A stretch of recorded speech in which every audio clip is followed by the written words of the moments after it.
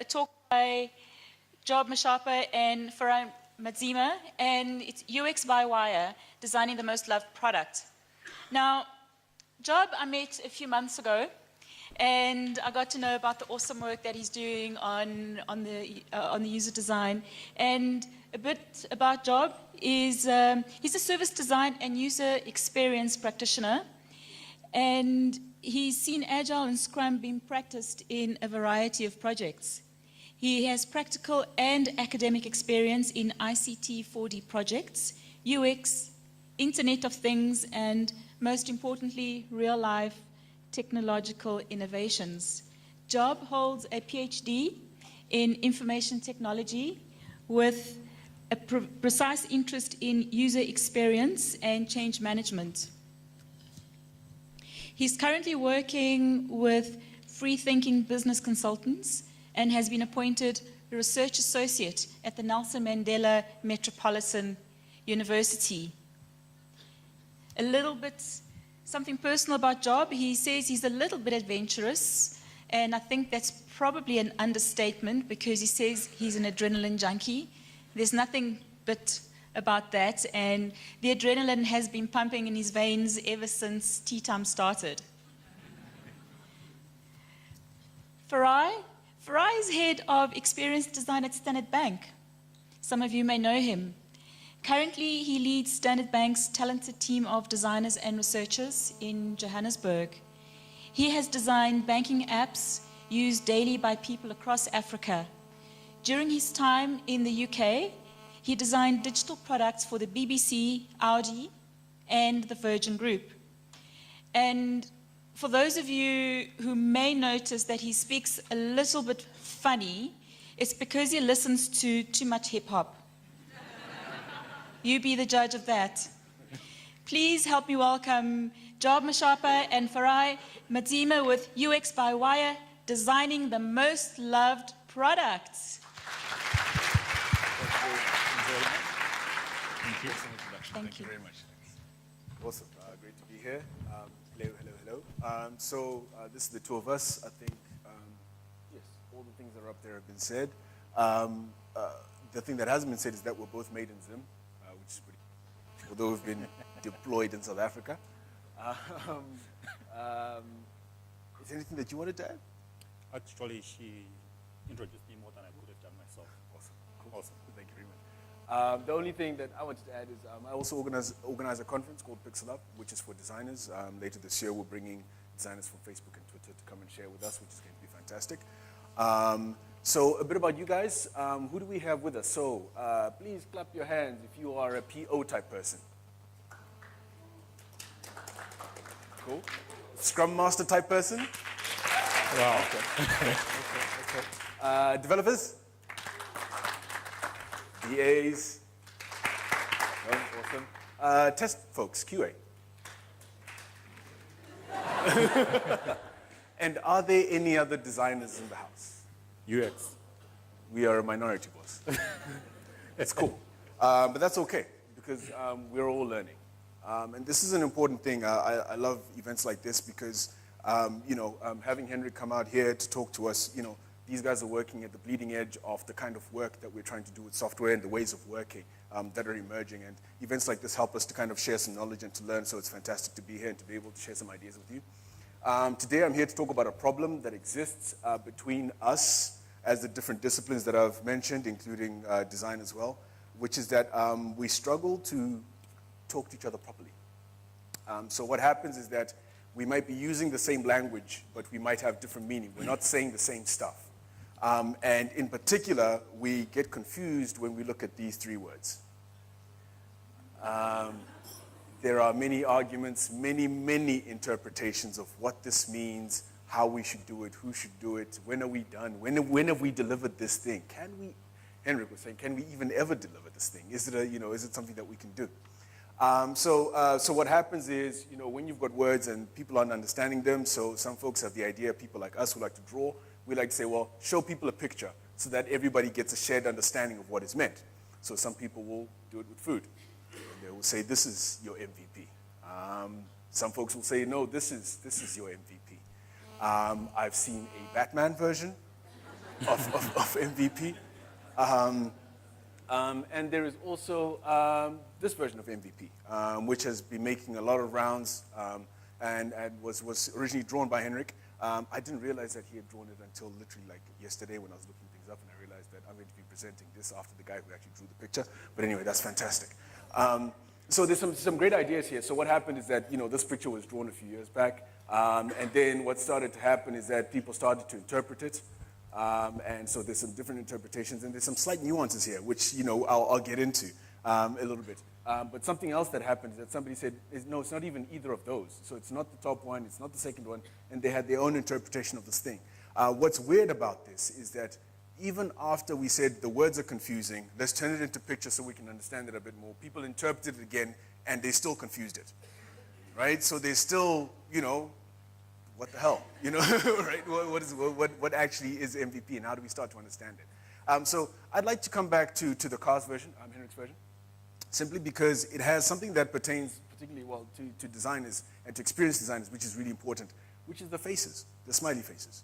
Because what they talk about is somebody who is experiencing what has been made and having a response to that thing, right? It's not just making a thing, but it is making something that people will respond to. So if we talk about faces, I want to look at that bottom row. So this idea that the skateboard isn't enough, and neither is the scooter thing. The bicycle kind of gets there, the motorcycle is, but the car is definitely the thing that we're trying to do. Now, obviously this is a metaphor for the thing that you're trying to make. It's not necessarily manufacturing. Obviously, we're interested in software. But what's more important to me is the idea of what is the minimum thing that we need to be able to ship to start to understand whether we are getting closer or further away, closer to or further away from a smiley face. And I want to compare this to this interpretation, in which the faces are all smiling, right? My thought is that there's something broken there. There is a misunderstanding about what those smiley faces mean. I have a theory. He's got a PhD, he has more theories than I do. But my theory here is that that smiley face is not actually the customer. That smiley face is probably a PO. Right? It's probably somebody in the building, somebody who is making the software, someone whose tests have passed, someone who met a budget. Right? That's who's being made happy about that. And for us as designers, we like to make sure that we've understood that actually the happiness of the people in the building, the happiness of the people in software is critically important, right? But it is not the measure of success when we are making a product. The product word is really important here, right? We are not just making software for the sake of making software.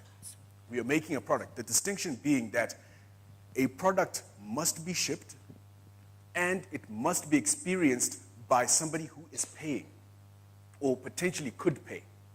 When that person is happy, then we start to talk about viability. Up until that point, you've just committed some code, and that's it. You have written some lines that pass a test, that compile, and they do all the things, but you have not created a product yet, because a product is paid for by somebody who is trying to make money. So all of our work is typically paid for by business. Business has a customer, and they want that customer to be happy. And we can only really, well, the theory is we can only really say that we are done when we have understood whether that person is happy or not. And that's the thing that we typically struggle with when we are working in agile and lean environments, is that the tests and the criteria for success are typically about the software. They're not always about, is the product right for the market? Is my client's customer smiling, and are they happy, and are they happy to pay for what I am providing, right? What we typically end up having is this kind of thing, right? Once you've done this a few times and you've tried to sell an MVP, you get a customer that's saying, you want to start by delivering an MVP? Yeah, I've seen that before. You just want to give me minimal releasable crap. And then you want to move on to the next project. And this is the kind of thing that undermines some of the work that we're trying to do. It undermines the whole idea of MVP, because if you remember that picture, it had the skateboard, and the skateboard had a sad face, right? That's an angry, sad face, right? Because it's minimal releasable crap. And sometimes people walk away from that saying, yeah, we just gave you the minimum releasable thing, right? So how do we start to understand this? So as designers, I will look for a definition of MVP that comes from another designer. There's a guy called Aaron Walter, he's a big thinker. I think he's the head of design at MailChimp, I believe. And he had this idea, which is that the minimum, right, that we typically talk about is about functionality. What is the minimum set of functionality that we can actually ship? The difference that he proposes is the idea that we have to think about the reliability, the usability, and the emotional design of the thing that we're doing. We need to take a vertical slice, not this horizontal slice, because that horizontal slice is the skateboard, right? The vertical slice is the one that acknowledges all of the things that are going to make our client's customer happy. When we haven't done that, we haven't reached the point of understanding, or we haven't reached the point of delivering a viable product yet. And that's the difference then, right? So then if we come back to this image, although this is, I believe, the bastardization of the Henry diagram, but as a different interpretation, the idea here is that this person proposed that viability only starts when somebody starts smiling. Viability of a product, not viability of software, right? So here we could ship this, and it is important for us to be able to do this. You might be doing a technical spike. You might be trying to learn whether these integrations are going to work, or whether this is sustainable, or whether this is going to be able to handle the load. But that's not yet a product that is viable for your customer. Your viability only starts after you've been doing a bunch of work, right? So the key thing that I just wanted to raise here around the idea of MVP and where it's challenging and for us to kind of use as a term when we are talking about making money with software is that we have to remember that your work is paid for by somebody who wants to make money, right? And to make money, you must make your client's customer happy. This means that done has to include the smiley face. It can't just include a green thing on a bamboo can, whatever it is, cabana board or whatever it is. It's not that, right? Oops. It actually, you got a mic. It actually has to also include the smiley face of the customer. But how do we do that, right? How do we start to do that? Because part of the challenge of a design is that typically we're unwelcome in many Agile and Scrum environments because they're saying, you are professional scope creep introducers. You are here to extend my sprint. You are here to change my requirements halfway through. And you are here to disturb my definition of what is done, right? One of the things that's we've been discussing and that's really important is also understanding that it's not just done, but it's understanding how do you get ready for your sprint. So that point where you're saying, we are now ready to go into dev. We have got the success criteria. To have the happy smiley face at the end as part of done, you also have to have had it as one of your success metrics at the beginning. You have to have said that when our customer smiles in this way, when this happens, then we have a measure of success, right?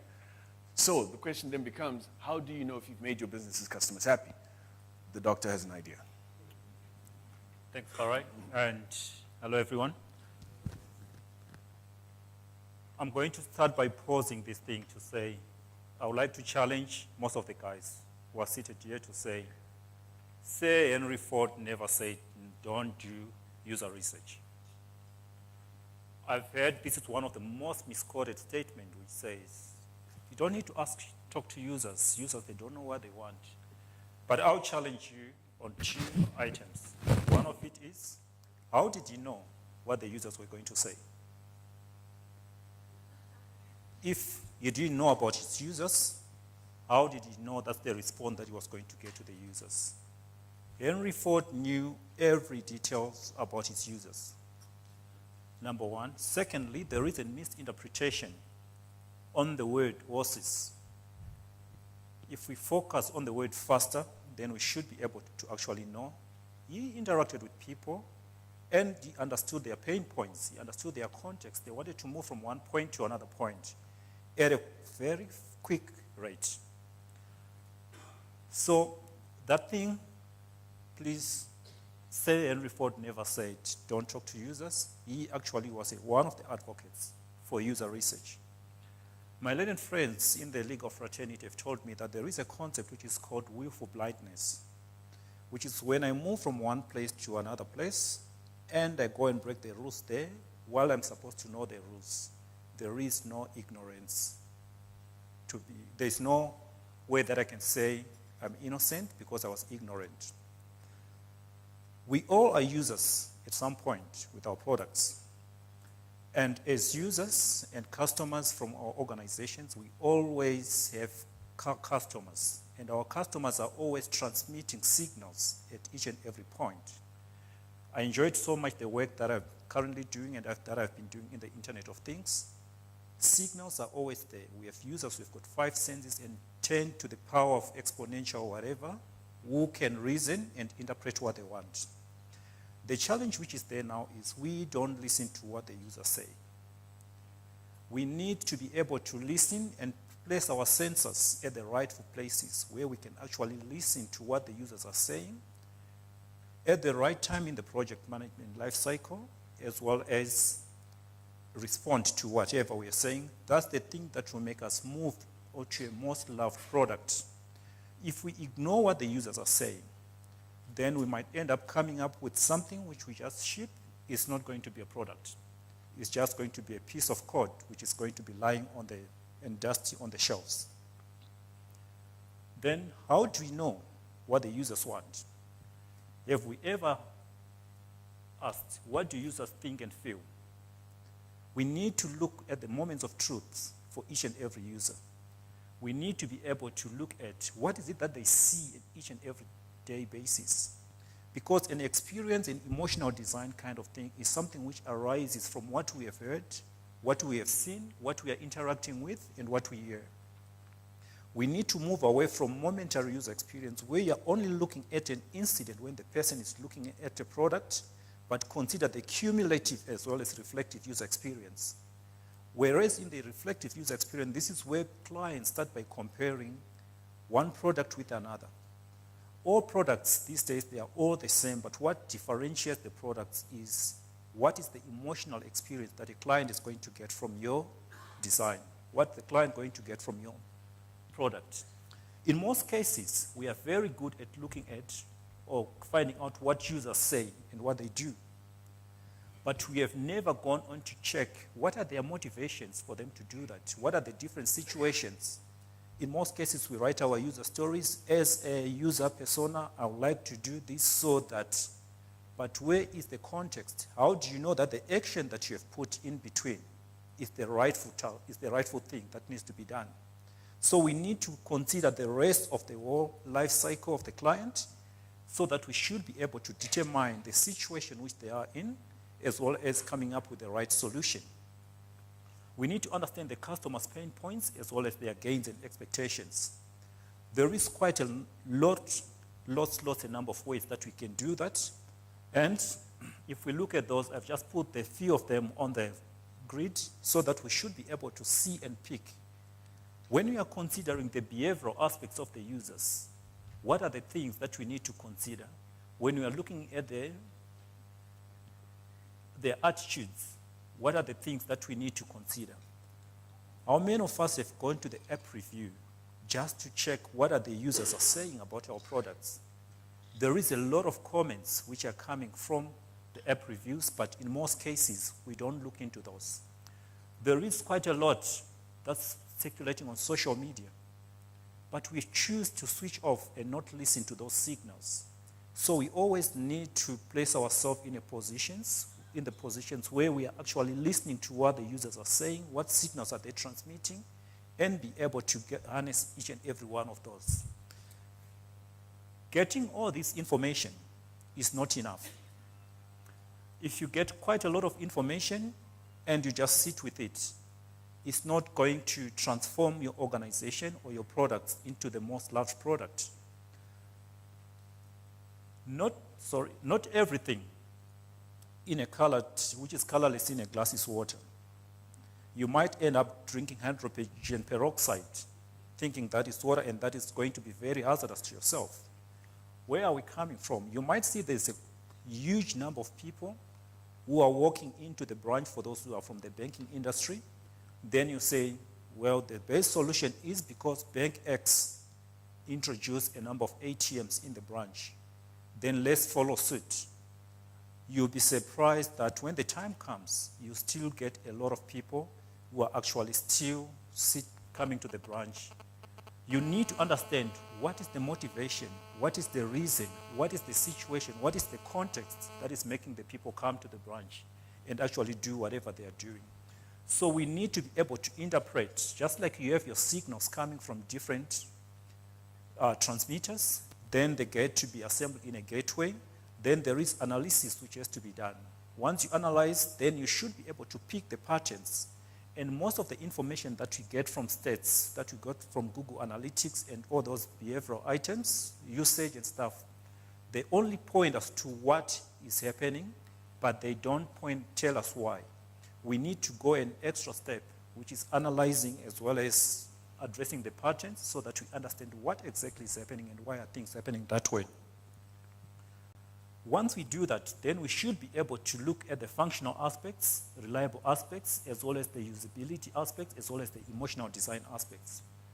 I did a quick study which I did within the banking industry, where I was trying to look what are the things which makes people actually get emotionally connected as well as usability on the products. Then I came up with this canvas model which says for the product to be most loved to the millennials, the things that matters most to them was value of money. They'll tell you how much am I getting from what I'm doing. Secondly, they said we need something which is innovative.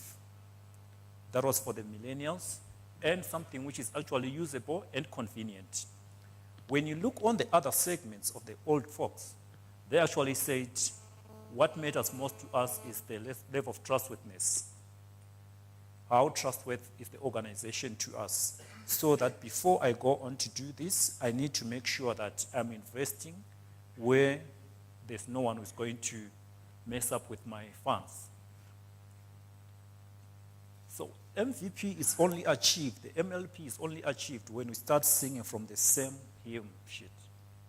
And making experiences is tangible is key to shared understanding of success. How to make the experiences tangible? We have received all those signals that we have got, and we have analyzed them. Now we know exactly what is it. But within the team, are we sharing the same agreement on where we are going? Are we sharing the agreement on what we're actually doing?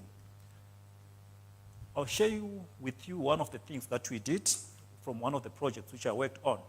The first thing that we did, we got some stats to say there's this page which is always having high drop-off points. The next thing we did, user journey sessions, where we had to take everyone in the building and say, you are the PO, you are the Scrum Master, you are the process engineer, you are the project sponsors. But today, because we don't have the time to go and talk to the users, let's sit, let's discuss. From the user's perspective, what do you want? And what are the situations that you actually drive to that?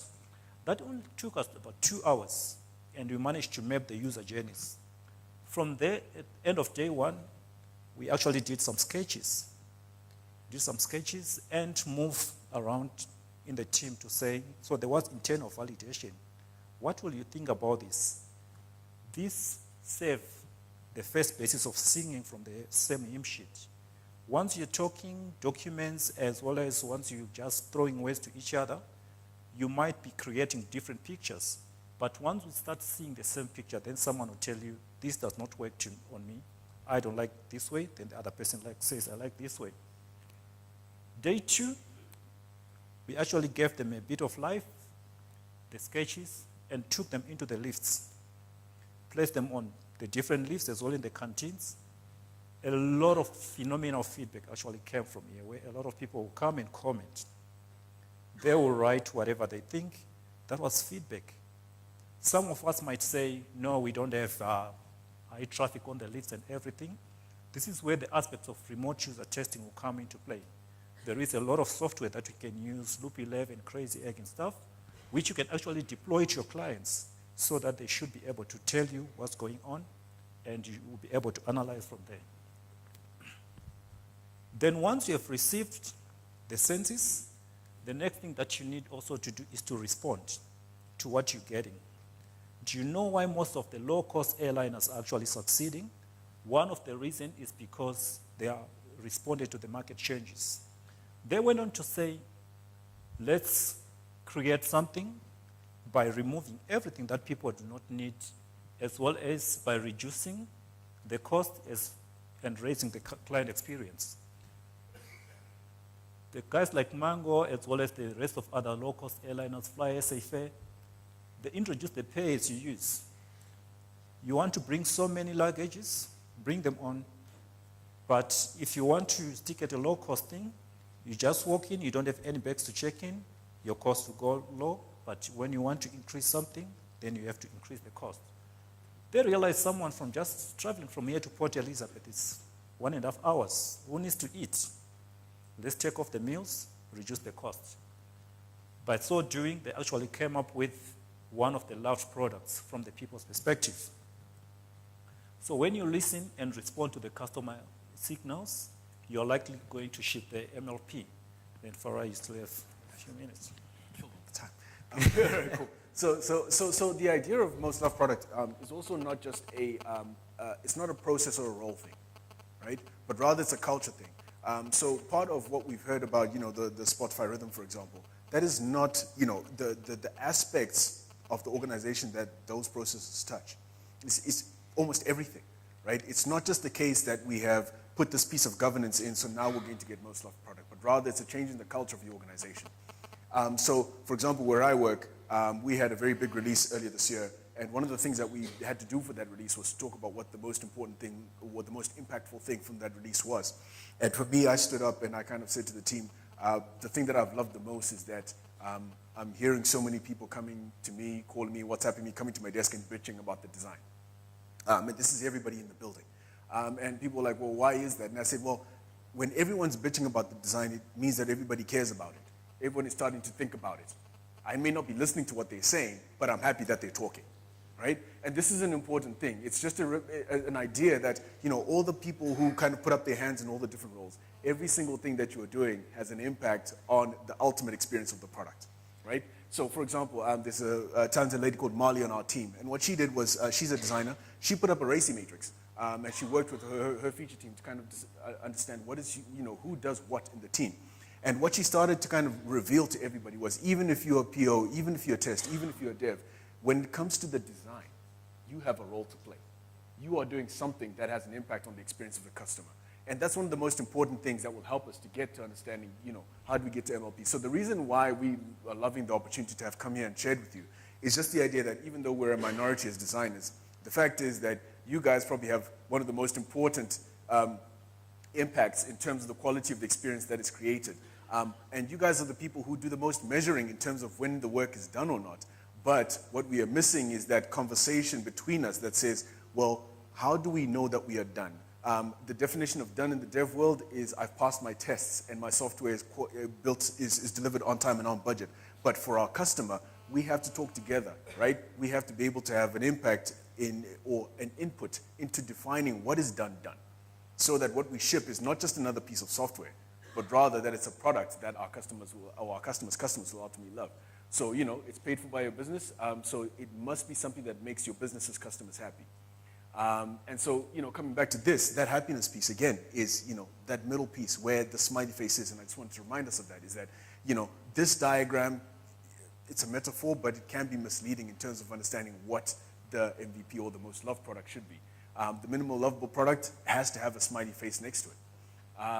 And that is the true measure of success when you are making a product. So MVP, that P is not software. The P is product. And product has to make somebody happy so that money will be exchanged hands. And that is it from us. Thank you very much.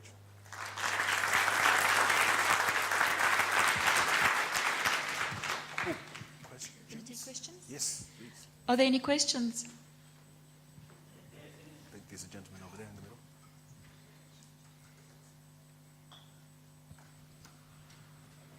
Hello. Yeah. Hi. Hi, I'm Rahul.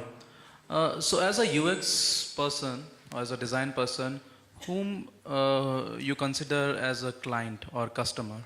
Is it your PO or someone in the building or the end user? So it depends on the model, on how you're set up. So if my design team is a service to the rest of the organization, then whoever we're working with is our customer. But in this context, well, the person we are talking about is the person outside of our building or organization who's going to pay for what we are making.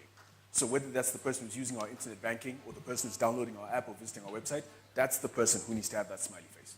Okay. Yeah. And what if both the cases are together?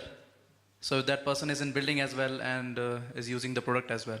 They must also still smile. Okay. Because even if the model between us is that, you know, it's a charged service, you know, so one unit in the bank is serving another unit in the bank. And, you know, so for example, we make software for the tellers, right? The people who, you know, so they must have a smiley face. Even though they don't pay us directly, you know, the organization is paying for us to create a product for them that allows them to be good at what they do. Okay. So which means, I mean, it's always better to use your own products. Absolutely. Yes. Thanks. As well as other people. Hi. How do you speak to the much larger experience of the product beyond the IT system interface to it? Because the interaction is just, I mean, the system itself is just one small part of a much larger experience, right the way from your onboarding all the way to product termination. Interesting. One of the things that we do is empath mapping, user journey mapping.